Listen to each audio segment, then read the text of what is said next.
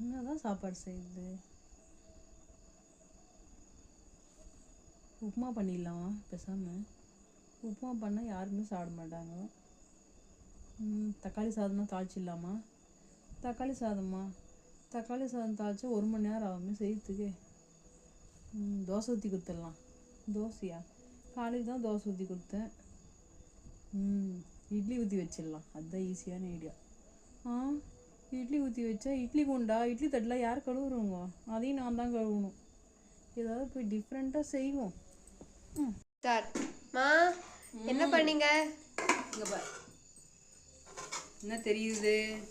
உப்புமா. தக்காளி உப்புமான்னு சொல்லணும். சீயா? நான் உங்களுக்காக ரொம்ப நேரமாக கஷ்டப்பட்டு யோசிச்சு உங்களுக்காக தக்காளி உப்புமா செஞ்சுக்கிறேன். புரியுதா? போய் சாப்பிட்டு பாரு, சூப்பராக இருக்கும். தொட்டுக்க சக்கரை